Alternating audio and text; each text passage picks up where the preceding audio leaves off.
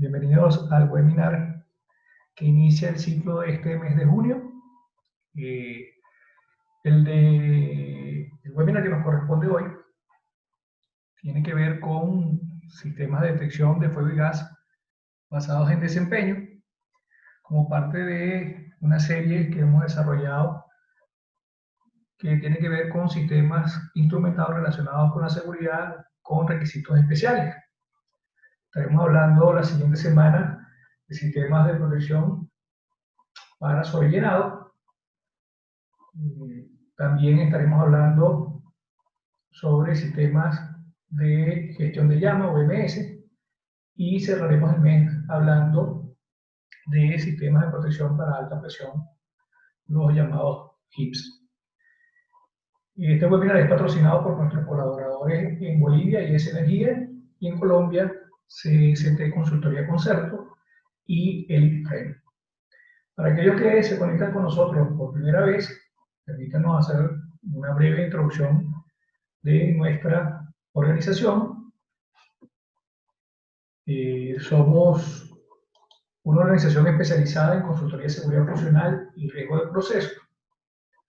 Tenemos un sistema de gestión de seguridad funcional implementado con procedimientos certificados por Reginology en Suiza y estamos comprometidos con ofrecer productos que se ajusten a la normativa para satisfacer los requisitos de nuestros clientes. Poseemos 6 líneas de negocio. La primera es sobre todos los estudios relacionados a análisis y evaluación de peligros y riesgos, desde ASOP hasta estudios cuantitativos de riesgo. Todos los servicios relacionados al ciclo de vida de seguridad de un sistema instrumentado de seguridad, desde estudios hasta acompañamiento en actividades específicas como pruebas FAT, pruebas SAT, validación o pruebas de periódicas para los sistemas, así como el desarrollo o acompañamiento en el desarrollo de los esquemas de operación y mantenimiento de los sistemas instrumentados de seguridad. Hacemos lo propio para los sistemas de fuego y gas, de los que hoy estaremos hablando. Tenemos una división de capacitación, una bastante novedosa que tiene que ver con estudios de riesgo para sistemas de control en unidades de proceso, Cyber Security, pero para sistemas de control y de protección, y una división de estudios especiales donde hacemos Alert Management, Process Safety Management y los estudios que denominamos nosotros pensar fuera de la caja. Trabajamos de esta forma bajo el ciclo de vida de C1511 porque la normativa requiere que quien preste servicio o venda productos asociados al sistema instrumental de seguridad que quiera demostrar cumplimiento con alguna cláusula, pues debe tener un sistema de gestión. Y siempre nos preguntamos si usted exige un certificado cuando compra un equipamiento, un hardware, pues debería ser exactamente lo mismo cuando contrata un servicio, ya que la normativa es clara en ese respecto. Hoy estamos aquí porque estamos convencidos de que debemos hacer un esfuerzo porque todas las personas que estén haciendo vida en sistemas instrumentales de seguridad pues tengan las competencias necesarias. Además de que es un requisito taxativo de la norma, para nosotros es una forma de relacionarnos con los clientes. Para que vean qué estamos haciendo o desde cuándo, trabajamos desde 2006 en esta área. Atendemos desde Estados Unidos hasta Argentina. Tenemos más de 170 proyectos con más de 140.000 horas de ejecución, más de 14.000 horas solamente en capacitación. Todo nuestro personal está certificado, nuestros procesos también lo están. Tenemos una alianza con Reginology para colaborar con ellos y eventualmente dar el curso de certificación en Venezuela para ingenieros o profesionales de seguridad funcional. Desarrollamos nuestras propias herramientas de software y tenemos 2 programas de capacitación, uno en seguridad funcional y uno en gestión en ingeniería de riesgo de procesos, que se han convertido en 2 programas de diplomado que son avalados por la Universidad Metropolitana de Venezuela y el de seguridad funcional está reconocido por Rhinology también. Pronto le daremos noticias sobre cuándo los diplomados van a estar ya a disposición de todos vía online, que esperamos que sea para el último trimestre de este año. Ahora bien, entremos entonces en materia de los sistemas de detección de fuego y gas, pero basado en desempeño. Vamos entonces.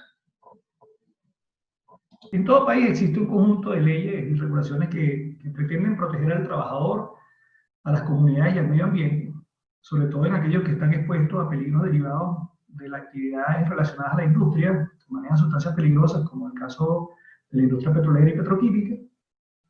A nivel internacional, el Código Federal 29 es una de las máximas referencias y una de sus exigencias es que uno tiene que demostrar que ha diseñado, mantenido, inspeccionado, probado y que opera de manera segura cualquier sistema de control, bien sea de alarma, de interlock o de seguridad que dé una reducción de riesgo, que se prevea de ella una reducción de riesgo. Adicionalmente, hay normativas muy específicas que permiten instrumentar de alguna forma el poder saber quiénes pertenecen a este mundo de sistemas relacionados con la seguridad para poderlos tratarlo de una manera diferente. Y hay una norma que a mí siempre me gusta nombrar, que es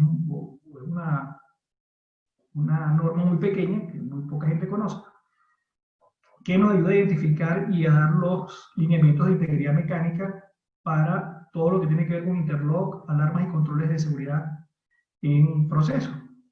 Una ilustre desconocida con apenas 16 hojas, pero está reconocida como una buena práctica y eso nos ayuda a distinguir cuando una alarma en el sistema de control tiene que ser tratada de forma diferente y cuando un sistema instrumentado como el de gas y fuego que vamos a ver hoy tiene que ser tratado de una forma diferente.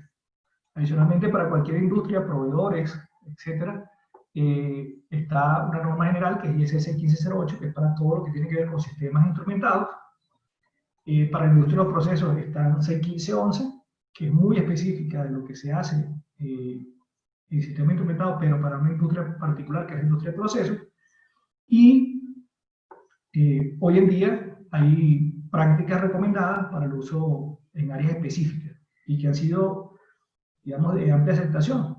En el caso de los sistemas de detección de fuego y gas, está el reporte TR 840007, que es la guía de evaluación de efectividad de los sistemas de detección de fuego, gas combustible y gas tóxico, que, si se quiere, el tópico que vamos a estar tocando el día de hoy, basado en el enfoque de ese Technical Report. Y finalmente, pues cada usuario final busca, de alguna manera, a través de sus prácticas particulares, la unificación hacia esos estándares internacionales, adaptando lo que corresponde a su propia realidad organizativa. Y debemos acotar que la adopción de cualquier estándar internacional pues, es potestad del usuario final. Hay una cierta obligación en algunos países referido a que una buena práctica reconocida tiene casi que rango de ley y la no observancia de esa norma pues, compromete el por qué lo estamos haciendo de una forma diferente. Entonces, para entrar en materia directamente, sabiendo las normas en las cuales vamos a hacer vida, es cuál es el objeto de un sistema de detección de fuego y gas. Pues su objeto es detectar, digamos, una forma, tamaño, tipo o de una nube de gas, bien sea tóxico o bien sea combustible, o la forma de un incendio, bien sea en forma de un fogonazo o una piscina incendiada, y tiene que hacerlo en un momento que sea adecuado, que sea oportuno y que permita hacer las acciones necesarias. Y pues no importando el enfoque, bien sea basado en forma prescriptiva o basado en desempeño, pues tiene tres funciones básicas. Detectar, bien sea la presencia de fuego, humo, calor, gases, etc. Notificar, que es generar una alarma para el personal, bien sea propio o tercero, para que éste pueda tomar las acciones necesarias. O también podría ser proteger directamente a través de una acción automática o a través de la alarma pueden generar una acción manual que pudiera ser un aislamiento del material que se está fugando, despresurizar una sección de una instalación y activar algún otro sistema de mitigación, bien sea para enfriamiento o bien sea para extinción, dependiendo del caso. Y generar, digamos, cualquier otra acción que nos permita hacerlo.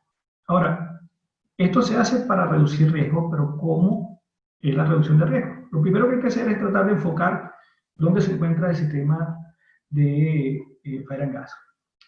Son una capa de protección que está destinada a mitigar los efectos de un escenario peligroso donde ya la pérdida de contención se ha dado. Es decir, ya se ha materializado el escenario y de lo que se trata ahora es minimizar el impacto y no prevenirlo. Entonces, muchas veces se apunta a minimizar las consecuencias para permitir, digamos, dar tiempo a que otro mecanismo entre en acción. Por ejemplo, si enfriamos, estamos dando tiempo para que los bomberos hagan su trabajo, para que eventualmente no escale a una especie de, digamos, de explosión mecánica tipo B. Entonces, básicamente nosotros estamos haciendo esa transición. Y, pues, no necesariamente implica el sistema de Fire and Gas la consecución de un estado seguro en el 100%. La definición del estado seguro en Fire and Gas es bastante compleja de hacer. Para ejemplificar cómo se hace la reducción de riesgo, podemos ver este árbol de eventos, en el que primero se muestra el efecto de la detección a través del sistema. En este caso no tenemos sistema y vemos cómo las salidas, eventualmente piscina de fuego, una explosión de una nube de gas, un fogonazo, tiene una probabilidad.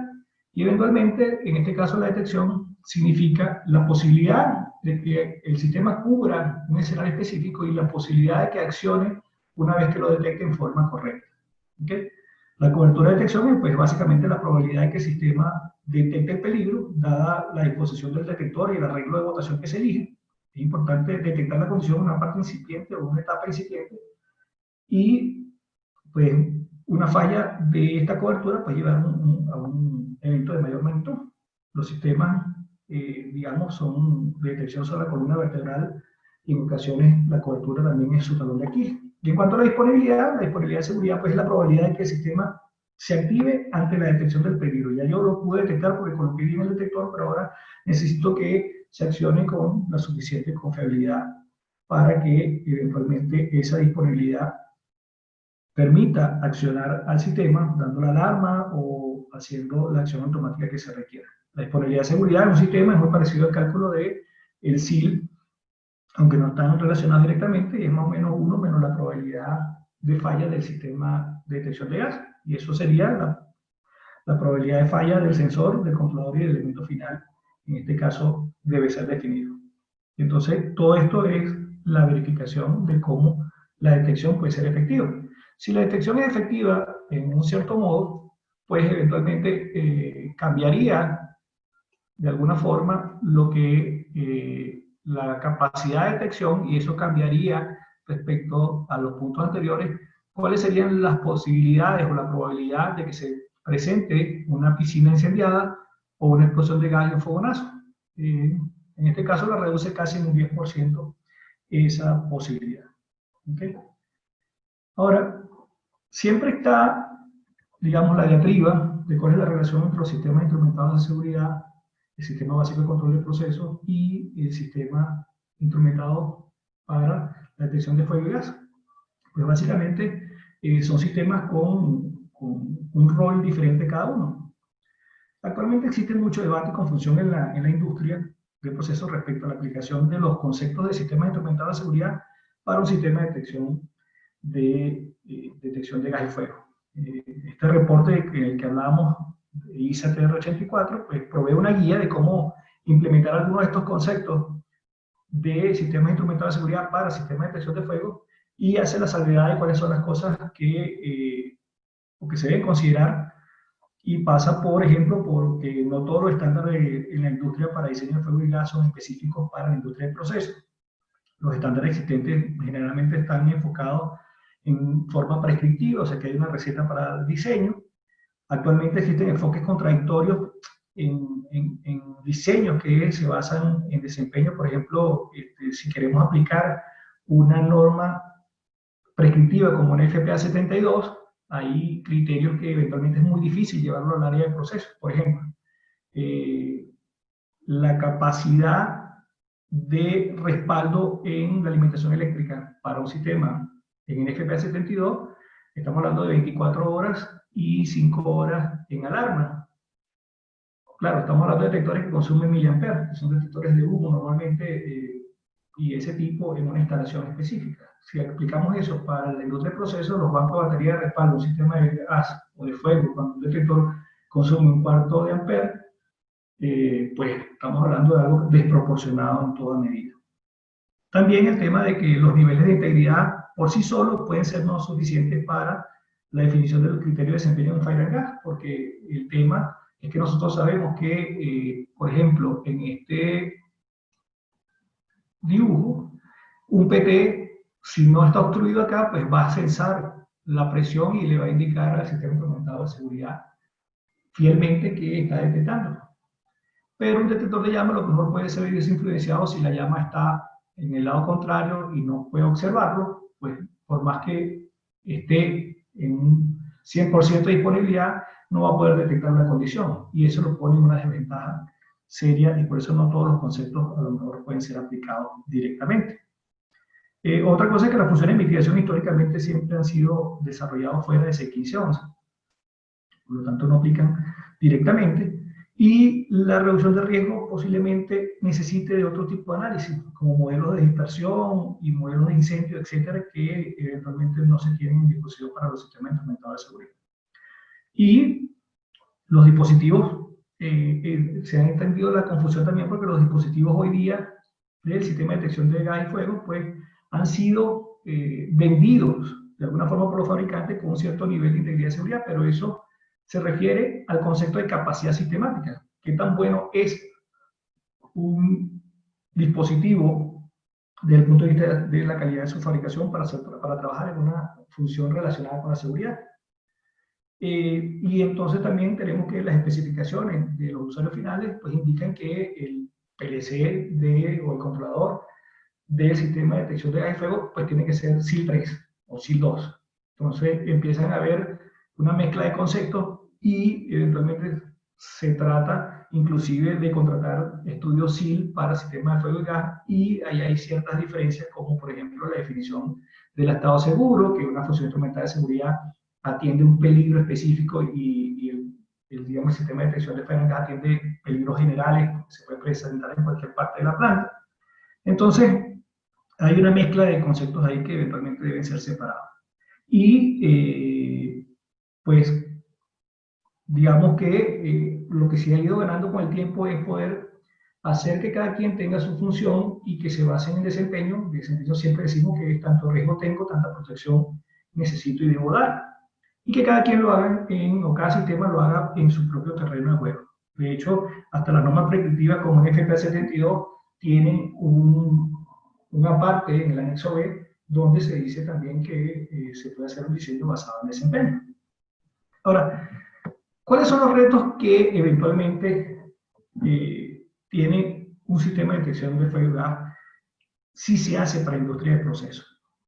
A diferencia de los retos que presenta el diseñar un sistema de detección de alarma de incendios para una edificación, donde posiblemente la naturaleza de los peligros y el comportamiento del escenario peligroso puede ser más predecible por estar confinado a un espacio cerrado, digamos, 4 paredes y un techo.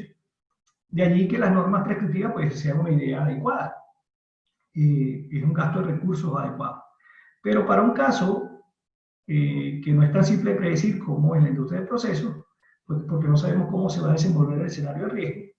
En la industria de procesos existen múltiples factores que pueden eventualmente afectar el modo en que un escenario peligroso asociado a una pérdida de contención y los eventos post-fuga, por ejemplo, el comportamiento de una nube de gas combustible o gas tóxico, y se ve afectado por muchísimas variables. Tanto es así que para eventos mayores hay estudios que determinan que solamente el 60% de las fugas son detectadas. Estamos hablando de un 40% de los eventos de ese tipo no son detectados por los sistemas existentes en las instalaciones. Y entonces los retos que empezamos a tener, o por qué esas fallas se dan, de ese 40%, es porque eventualmente la capacidad de detección se ve afectada por la ubicación de la fuga, por el tamaño de los orificios, por las condiciones ambientales, bien sean viento, su dirección o velocidad, o la temperatura ambiental. Digamos que estamos trabajando para un compresor pequeño, y usted tiene que evaluar que hay 3 puntos de fuga, que son 3 bridas mayores. Hay 2 tipos de orificios que tienen que estudiar. Eventualmente recuerden que un orificio más pequeño es un evento más difícil de detectar, y ese es el que se tiende a utilizar. Eventos tan grandes, catastróficos como la ruptura de toda la tubería, no es tan interesante en este caso. Entonces estamos hablando de 3 bridas, 2 tipos de orificios. Una rosa de viento típica puede tener 16 direcciones de viento, un par de temperaturas y a lo mejor una velocidad de viento promedio y 2 puntos de inyección. Con eso, perdón, estamos hablando de casi 800 posibilidades de comportamiento, todas diferentes unas de otras. Eso hace que sea realmente difícil poder aplicar un estándar prescriptivo en el área de proceso. Por lo general también tenemos otro problema. Una vez que las fugas son detectadas, pues ya eventualmente es demasiado tarde para hacer una actividad automática. Estamos hablando que también los puntos de ignición son alrededor del 25% de llamas seguras, o bien sea un 10% del equipamiento eléctrico que tenemos en las instalaciones, que normalmente descuidamos con el tiempo. Ahora, ¿qué se hace necesario para poder diseñar basado en desempeño? Para diseñar basado en desempeño, pues eventualmente tenemos que tomar en cuenta varias cosas importantes.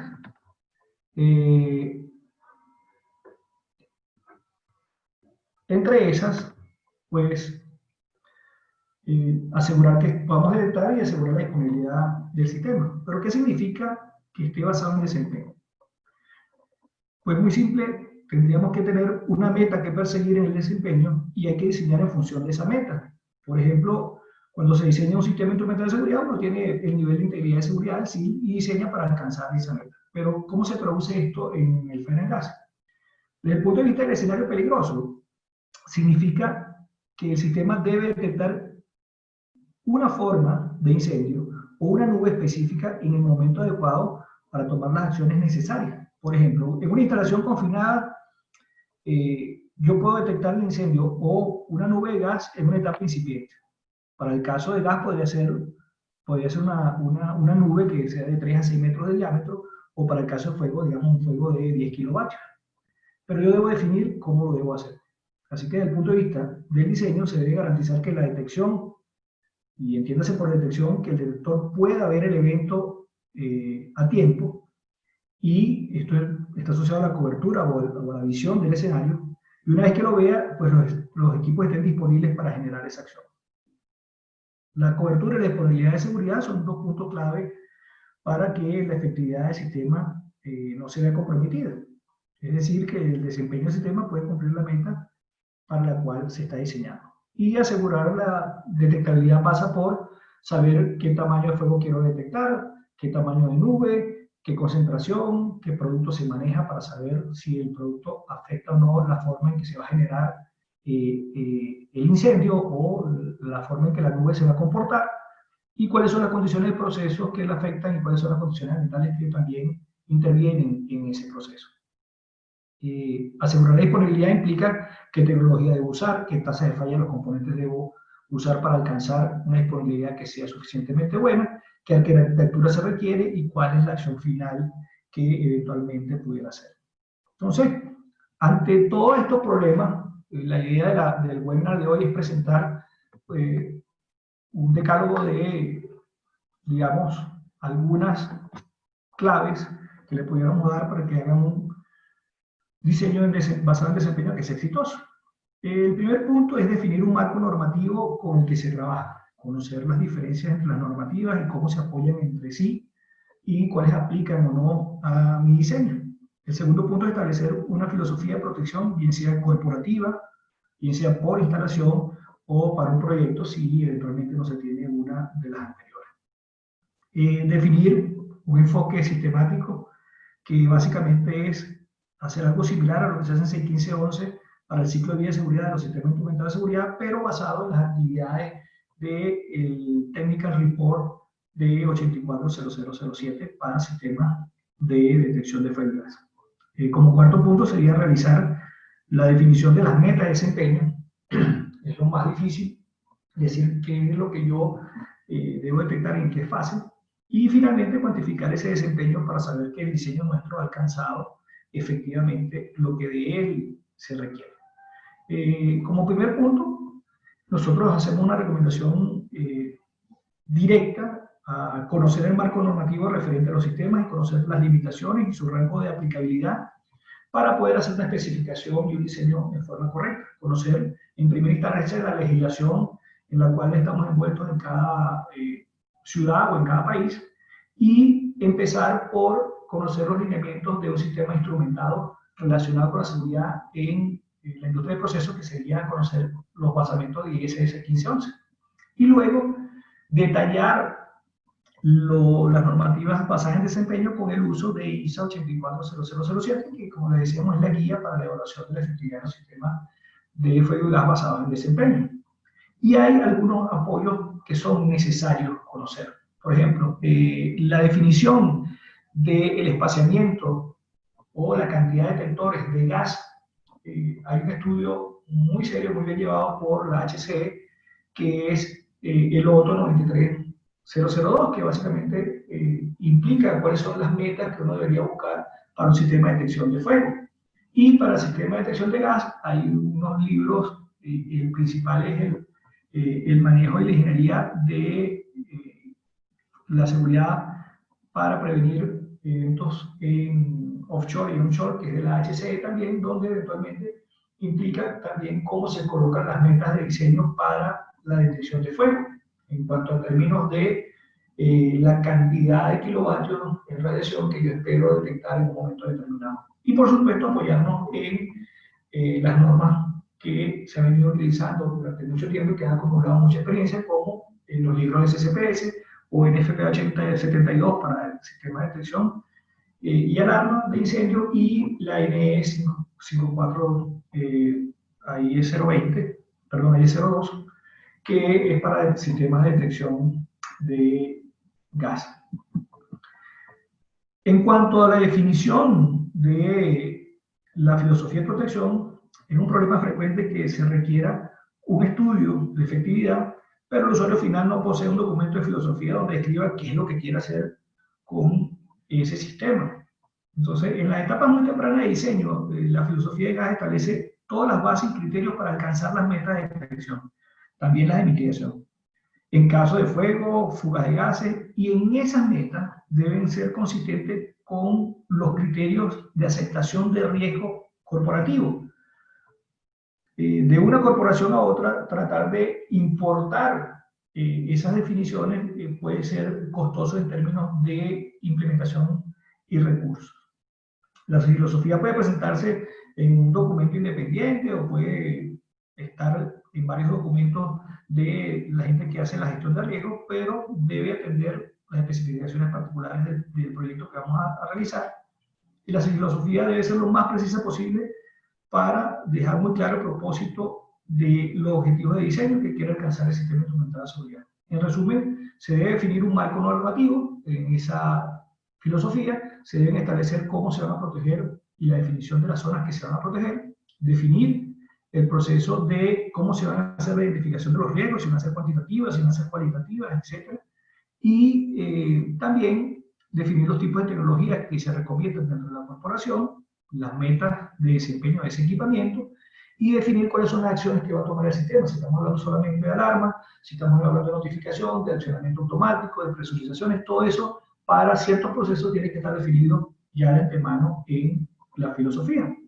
Otro punto importante es que se dé un enfoque sistemático. Nosotros recomendamos altamente que, con cualquier sistema de protección, debe hacerse el diseño para este sistema específico, que es el de Fire and Gas, de una manera holística y sistemática. Eso es, que eventualmente se defina un ciclo de vida para el sistema, se tienen que identificar las actividades y sus responsables, y se tienen que gestionar las competencias del personal.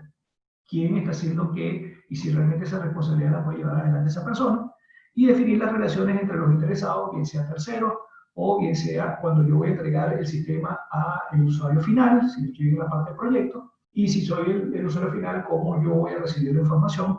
Esa información también debe ser gestionada para que pueda ser adecuada a lo que se requiere. En cuanto a la parte más importante de un sistema basado en desempeño, que es la definición de una meta, yo debo definir para cada tipo de zona proteger unos criterios de desempeño. Por ejemplo, uno puede esperar que en un área de unos tanques de almacenamiento tengamos un incendio de 100 kilovatios o 250 kilovatios por la cantidad de energía que está acumulada. Pero en una zona de proceso que sea bastante congestionada, no podemos darnos el lujo de un incendio de ese tamaño. Entonces tendría que haber una meta diferente para la detección que podría ser, por lo que normalmente son 10 kilovatios, que pudiera ser algo más apropiado. Estamos hablando de la energía radiada que el detector, en el caso de fuego, va a poder censar a una distancia determinada. Otra cosa es definir el tamaño de la nube a detectar, por ejemplo. En la norma que les comentaba de HC, o en el reporte, perdón, que les comentaba de HC, un diámetro, está demostrado que un diámetro de 6 metros de metano pues genera una velocidad de llama de unos 100 metros por segundo, que genera una onda de presión a su vez de algo así como 2 psi, y que eso se estima que es suficiente para perder la controlabilidad en una plataforma, porque a lo mejor se daña un tubing o una conexión de algún árbol de control y eso es suficiente para perder, digamos, la controlabilidad. Se deben establecer cuáles son los puntos de ajuste o las concentraciones a las cuales yo quiero detectar. Si estamos hablando de gas combustible, ¿a cuánto es el límite inferior de inflamabilidad que yo espero? Si voy a dar una alarma y después voy a dar una prealarma y una alarma, ¿cuáles serían esos niveles? 10%, 25%, y para bajas o para altas 40 y 60, eso tiene que estar definido igual que para lo que son gases tóxicos, cuántos ppm vamos a estar utilizando.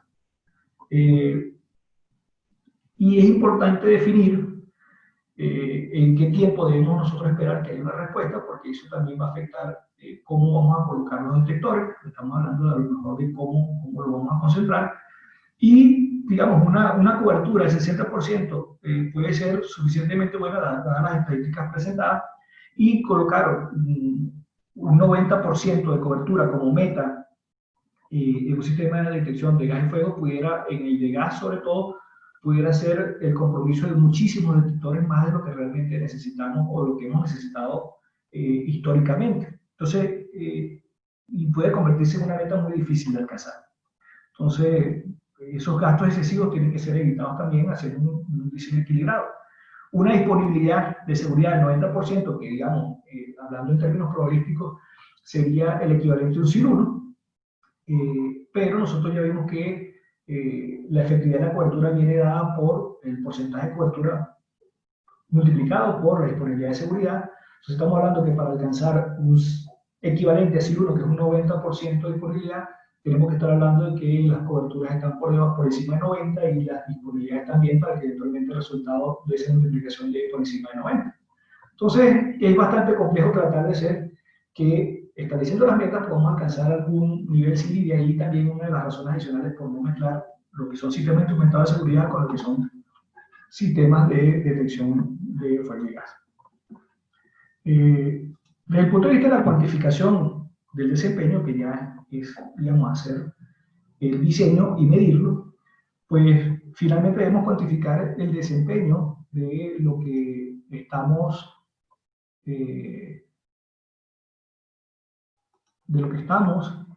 haciendo, y que podemos alcanzar con el sistema que estamos diseñando. O también puede ser el sistema que está instalado, porque usted quiere ver es la cuantificación del desempeño del sistema que ya tiene en su planta. Primero se debe elegir una metodología del cálculo de cobertura. El cálculo de cobertura puede ser de forma geométrica, digamos, todos los eventos que contribuyen, como si se estuviese haciendo un QRA, o evento por evento, que es estudiar cada evento específicamente para detectar cuáles son los eventos de los cuales yo quisiera cuidar. En todo caso, se debe definir una herramienta para utilizar para hacer el mapeo de cómo esperamos que sea el comportamiento de esos eventos, bien sea de gas o de fuego, y usted puede hacer un mapeo bien sea en 2D o en 3D, como crea que que le conviene dependiendo de la inversión que quiere hacer, y finalmente calcular la disponibilidad de seguridad determinando la probabilidad de falla del sistema, que ya le habíamos comentado que básicamente es determinar la probabilidad de cada uno de los elementos y esa suma da la probabilidad de falla, el inverso o el complemento, mejor dicho, uno menos la probabilidad de falla le dará la disponibilidad. Este es un proceso que es iterativo, donde seguramente usted debe establecer criterios o cambios en los esquemas de votación, o en el tipo de tecnología, en la altura, en el ángulo, en el distensionamiento de los detectores a la fuente de peligro, porque eventualmente tiene que ir haciendo esos ajustes para lograr conseguir la meta que ya nos hemos impuesto. Yo les pongo casos muy particulares. Un vendedor de hardware, digamos un detector de fuego, para llama que eventualmente utilice la radiación. Te dice la especificación que está diseñado para detectar un pie cúbico de un incendio de gasolina a 50 metros. Pero resulta que yo no tengo gasolina, yo lo que voy a medir es un crudo de API 28, 24, qué sé yo. Y al cambiar la especificación del producto, pues va a cambiar a qué distancia puedo yo colocar el detector, porque esa curva debe ser recalibrada. Yo no puedo esperar que para un comportamiento de una sustancia distinta pueda usar el mismo detector indiferentemente. Y para eso hay formas de ajustar la distancia a la que el detector es capaz de detectar suficiente energía para activarse. Y eso va a variar pues, de las condiciones del propio detector y de las sustancias que se están midiendo. Y eso nos va a llevar a una iteración eventual cambiar 5 grados la cobertura respecto al ángulo, puede mejorar el porcentaje en 20-30%.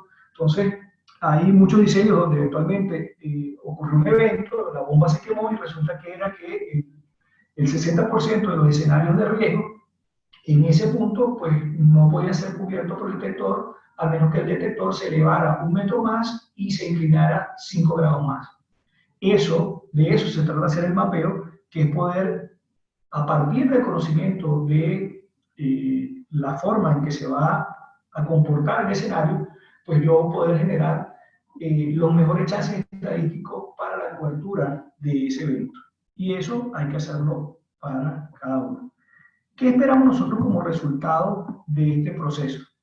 Pues ese estudio de efectividad nos tiene que dar unas especificaciones de lo que eventualmente se hace para cada uno de los escenarios, cuáles son las metas de detección, para que eventualmente yo pueda comparar con esas metas posteriores en operación y mantenimiento, cuál es el arreglo de los detectores para alcanzar esa meta, cuál es la ubicación con la coordenada, la altura, el ángulo de inclinación, la dirección a la cual apunta el detector en el caso de fuego, o en este caso las coordenadas y la altura asociadas al detector de gas, dependiendo del producto.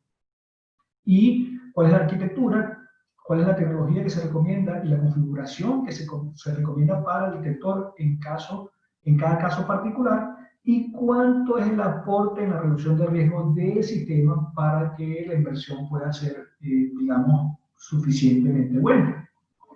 Esto debe estar acompañado de unos planos de ubicación de los detectores y unos planos de cobertura que eventualmente en 2D presenten cómo se mapea y cuáles son las zonas que no están cubiertas o las zonas de riesgo, y en 3D se ve en la maqueta eventualmente qué es lo que está cubierto y qué es lo que no está cubierto en un momento dado. También deben incluirse los sistemas complementarios si sabemos cómo es el comportamiento del fuego o de la dispersión de la masa de gas, pues eventualmente yo puedo decir dónde efectivamente pueden estar cosas como las estaciones manuales para que no se vean afectadas por los mismos escenarios, y donde pueden generarse las alarmas para ayudar con las acciones posteriores que se deben dar. Yo les voy a mostrar ahorita un pequeño video, un par de minutos y algo, de cómo sería el resultado final de lo que se espera de un estudio de este tipo.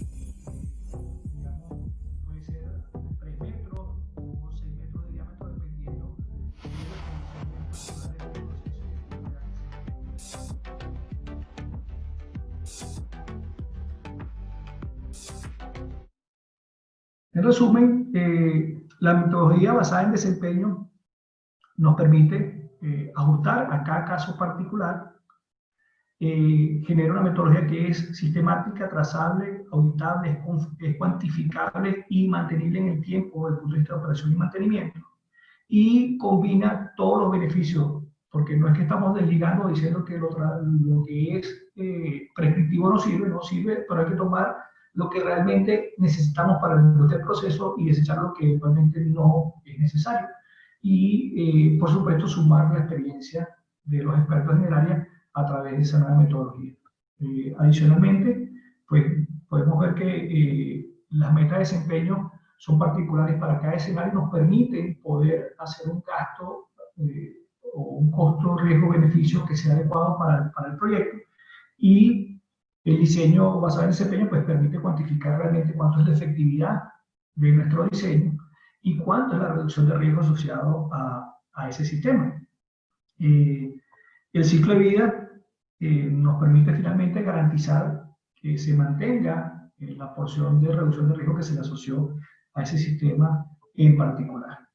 Esto es todo, muchas gracias. Vamos a abrir ahora el chat para que eventualmente podamos compartir lo que las preguntas o las inquietudes que tengan al respecto.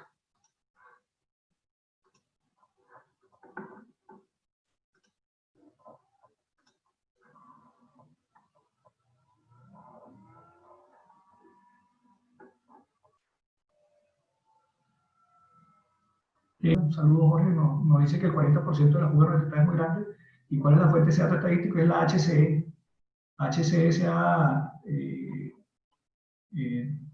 digamos, caracterizado por hacer estudios muy rigurosos de protección de activos y de personas en offshore, y ellos han estado detrás de ese tipo de eventos para poder definir realmente cuál es la mejor forma de diseño, y uno de los estudios indica que es menos del 60% de lo que se puede detectar. Elizabeth nos pregunta cuál debería ser el orden de activación en el sistema SIS y en detección de fuego. Pues normalmente, como son escenarios diferentes, pues no necesariamente todos están ligados, pues debería ser cada quien cuando le corresponde. Pero supongamos que es un evento de sobrepresión que va a terminar en una pérdida de contención, pues definitivamente primero activarán todo lo que son preventivos, las válvulas de seguridad, el sistema instrumental de seguridad, y luego si hay una pérdida de contención, pues el sistema de detección de fuego tendrá que hacer su trabajo de notificar.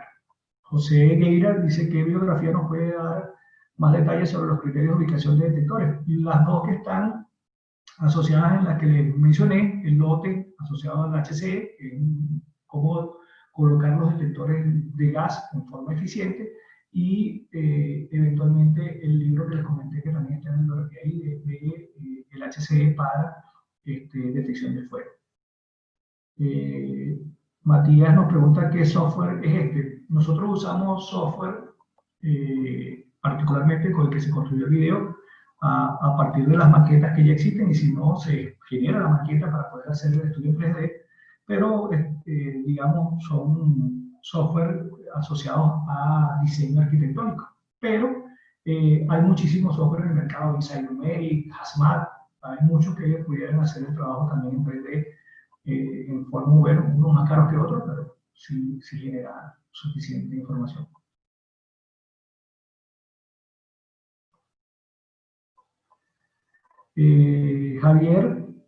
Juan Javier nos pregunta, ¿es recomendable que un PLC ISD sea compartido con el FNGAS?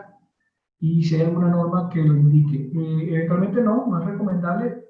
Fíjense una cosa, cuando uno habla de capa de protección, lo primero que tiene que hablar de capa de protección es que sea independiente. Si colocas todo en un sistema en conjunto, pues eventualmente ya pierdes ese factor de independencia. Pero adicionalmente, nuestra recomendación para el sistema de detección de fuego y gas es que inclusive fuego esté separado de gas, dado que un evento se genera primero con una pérdida de contención, donde el sistema de detección de gas debería actuar, y luego si consigue un punto de ignición, pues eventualmente pudieran hacerse la detección de fuego y sus consecuencias. Si la ponemos en el mismo PLC, inclusive el Fire and Gas, ni siquiera el ISD y el Fire and Gas, ya pierdes la definición de independencia y no puedes reclamar dos capas de protección, sino que vas a reclamar una sola. Y Lick nos pregunta cuál es la opinión sobre, digamos, los rangos de calibración. Pues eventualmente deben atender a la filosofía de protección de cada organización. Y ciertamente nos tenemos que basar en OSHA, en NIOSH, en la gente que estudia realmente, sobre todo en los tóxicos, los efectos en el humano, como una guía, pero cada quien debe estar, digamos, alineado con lo que la corporación necesita. Gabriel nos pregunta qué tecnología de las disponibles hoy sería la que tiene mejor desempeño para detectar fuego y cuál para detectar gases. En detección de gases, pues han cambiado un poco las cosas. Antes usábamos unas cápsulas que se iban degenerando con el tiempo, ya hoy se usa para la mayoría detección IR, y está la detección para campo abierto, para cuidado de perímetro, etc. Y en el sistema de detección de fuego también hay muchísimo en el mercado. Múltiples IR, para cuando quieres detectar una banda que es muy cerrada, o si la banda visual es muy grande, digamos, desde el punto de vista de la onda, o de la longitud de onda, pero uno puede seguir usando VIR, que es algo muy bien, pero ahorita hay inclusive cámaras que detectan gas como detectan fuego. Inclusive hay detectores que, digamos, no son muy conocidos porque el costo es muy elevado, que son detectores de fuga. Es un detector que eventualmente conoce y, digamos, hace un reconocimiento de cuál es el ruido que existe en la planta y luego sobre ese ruido es capaz de detectar cuando se genera una fuga a través del sonido particular de una fuga. Pues estamos hablando de un detector que vale $15.000, pero la activación es casi que inmediata. Entonces esa tecnología se utiliza donde realmente las aplicaciones son, ameritan, porque a lo mejor estamos hablando de una plataforma o algo por el estilo. Ricardo nos pregunta cuál sería el porcentaje de cobertura recomendado para un escenario específico. Va a depender de qué es lo que quieres detectar y eventualmente lo que sí les digo es que una detección del 90, 99%, 93% es algo que generaría la concentración de muchos detectores en un solo punto y eso realmente es un problema, sobre todo en el sistema de gas. Entonces en los sistemas de gases podríamos hablar de 80, 70% de detección y eso es suficientemente bueno. Mario González nos pregunta si el SIL 123, de igual forma, ese 40% que no se puede detectar está incluido o se reduce. El tema realmente es que lo que significa SIL 1, SIL 2, SIL 3 para el hardware del sistema instrumental de seguridad tiene que ver con la fabricación. Una vez que ya usted lo instale, eso realmente no tiene sentido desde ese punto de vista. No quiere decir que no existan funciones instrumentadas de seguridad de fuego y gas, pero realmente son muy pocas porque tiene que cumplirse los preceptos de una función instrumental de seguridad, como que tiene que detectar un peligro específico o que tiene que llevar el estado seguro del proceso en un 100%. Entonces no necesariamente esos conceptos están relacionados.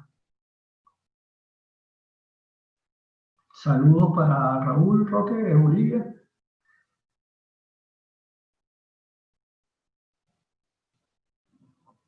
Nos pregunta Danilo Llanos, en una instalación con tuberías de gran longitud, ¿cuál recomendación o la mejor aproximación para la cobertura de detección de gas?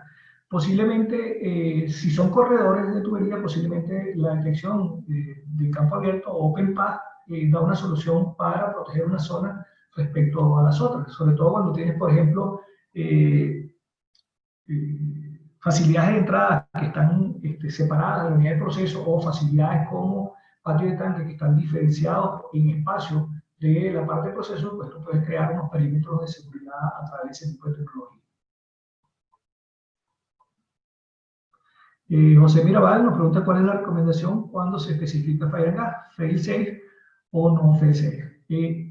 Fíjate, José, es una interesante pregunta porque eventualmente la gente no toma en cuenta que cuando va a comprar hardware para Fire and Gas, pues inclusive las tarjetas de PLC tienen que ser diferentes porque normalmente son energizadas para disparar, o sea, no fail safe. Pero eso viene, digamos, de alguna cultura. Por ejemplo, si yo necesito eventualmente mitigar con agua, con unos aspersores, a mí realmente si quien recibe el agua, en este caso un recipiente, no tiene problema en recibir el agua, pues yo no tendría problema en que fuera fail safe. Si falló, pues el automatismo, pues lo único que va a hacer es derramar agua sobre un recipiente. El problema es que venimos arrastrando prácticas de NFPA 72, donde eventualmente disparar un sistema como CO2 o lo que era FM200 o ECARO es muy costoso si es una falla. Entonces, de hacerlo fail safe era muy costoso. Es igual que no es lo mismo disparar agua que disparar espuma. Entonces, en ese caso se tiene que tomar la connotación de la relación costo-beneficio en cada uno de los casos. Ramiro nos pregunta cómo afecta el diseño la efectividad de mitigación. ¿Cómo se puede tener una alta efectividad de mitigación en una detección de gas? No, por eso es que eventualmente la norma hace énfasis en la detección. La efectividad de la mitigación es algo tan, pero tan difícil de calcular que eventualmente se asume que los sistemas van a ser efectivos, pero es difícil poder cuantificar si el enfriamiento va a ser suficiente o si realmente la mitigación se va a dar en el porcentaje que se requiere, 90%, 80%, 100%. Entonces, ¿cómo lo afecta? Afecta en el tema de la reducción de riesgo. ¿Cuánto riesgo va a reducir ahorita con la cobertura y la detección o la disponibilidad para poder censar? Estás modificando nada más la frecuencia, pero no estás modificando la consecuencia. La consecuencia se va a modificar en función de la mitigación. Ahí es donde tiene el efecto de la mitigación. Matías, sí, el video va a estar seguramente la semana que viene disponible.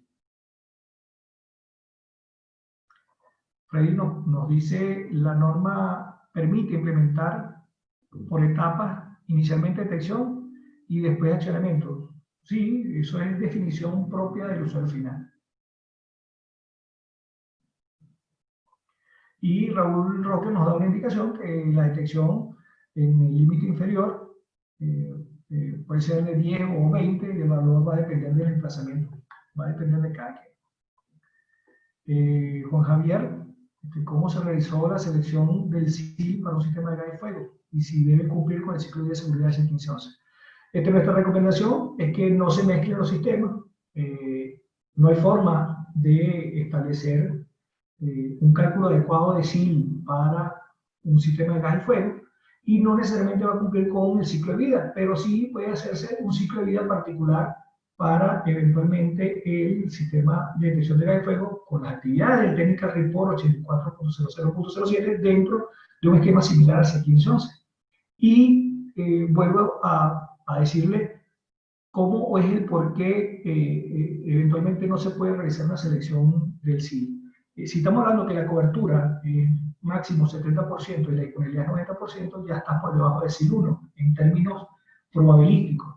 Pero tú no puedes definir cuál es el evento exacto al cual estás diseñando, porque son eventos generales, la fuga en cualquiera de los puntos que están ahí y hacia cualquiera de los lados donde sople el viento o a un tamaño dependiendo de la velocidad del viento.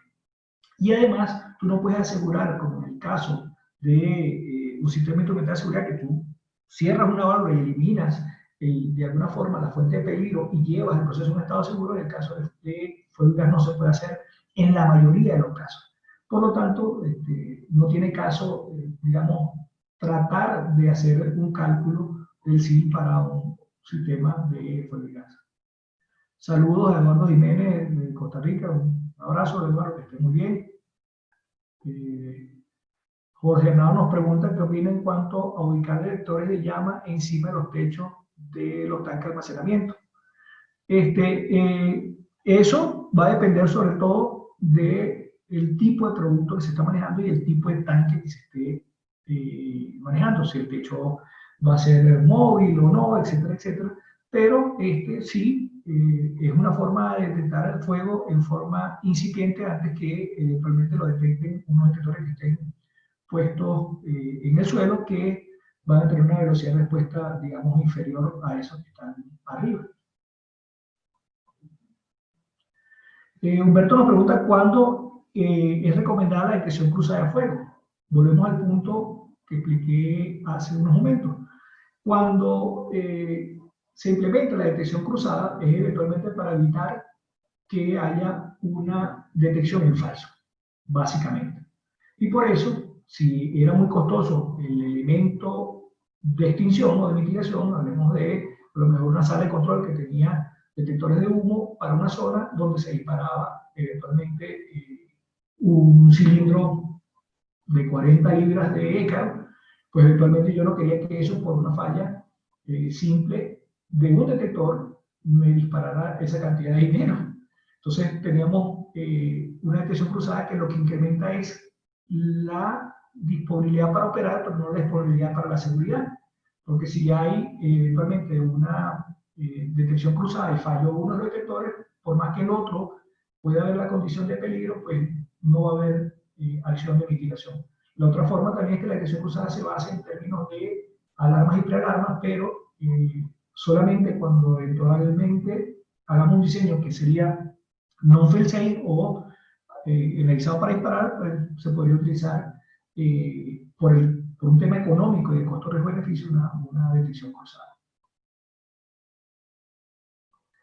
Raúl nos pregunta si es posible lanzar el diplomado de seguridad funcional. Sí, el último trimestre, ya yo creo que el mes que viene hacemos el anuncio para hacerlo en forma remota. Estamos trabajando en la plataforma ahorita, tanto el diplomado de seguridad funcional como el diplomado de gestión e ingeniería de riesgo, los dos van a ser lanzados antes de fin de año para que ya al final del año pues, tengan su diploma los que participen.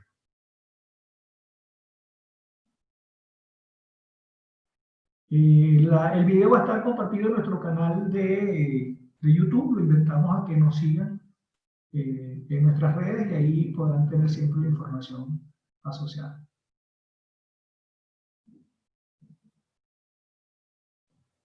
Nos quedan un par de minutos más para preguntas. Si dejé alguna porque no la vi, por favor me indican.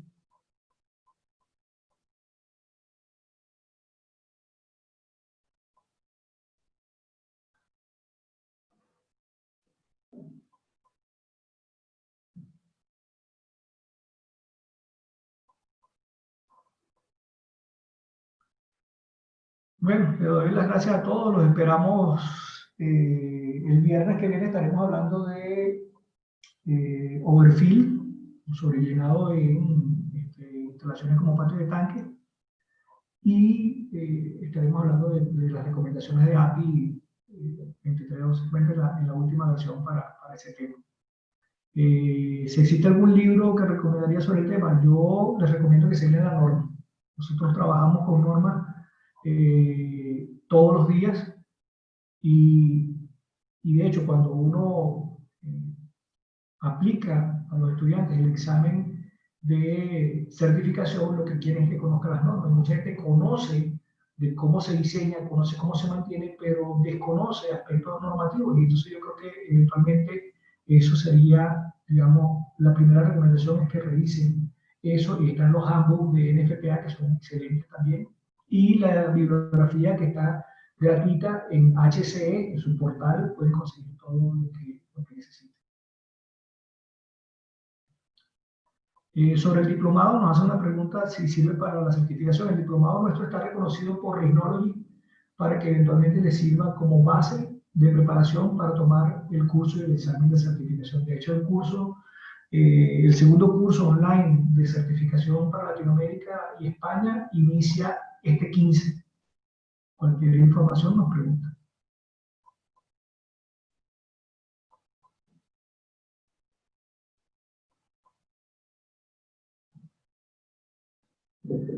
Fíjese, tanto NFPA 550 como 551 son importantes en la colección de normas NFPA que deben conocer. Y tienen, como bien dice Miguel, una preponderancia en la forma en que se realizan los estudios.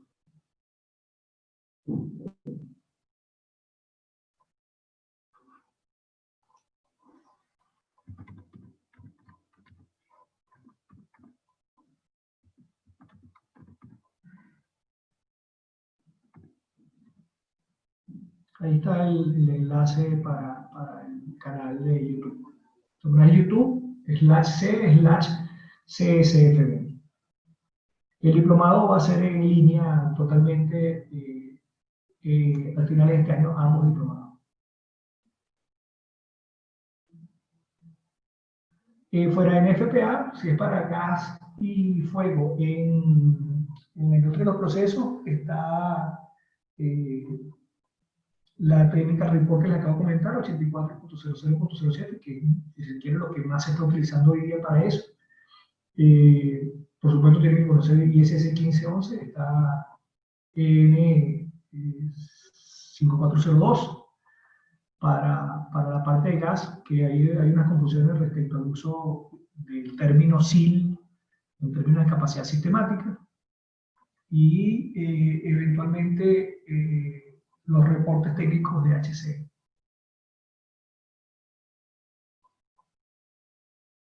API tiene también sus propias recomendaciones para usos específicos, almacenamiento de propano y ese tipo de cosas. Bueno, les doy las gracias, me despido. Por aquí una última pregunta. ¿El examen de certificación con usted es solo limitado a Latinoamérica y España? No, es para, lo nombramos así porque es para habla hispana. No tiene un tema geográfico más allá que, como dice el lema Rhinology, nos une el idioma. ¿Okay? Tiene nuestro correo de contacto para cualquier otra pregunta. Y bueno, nos despedimos y nos vemos Dios mediante el sábado. Sigan cuidándose mucho, no se expongan, y un abrazo para todos.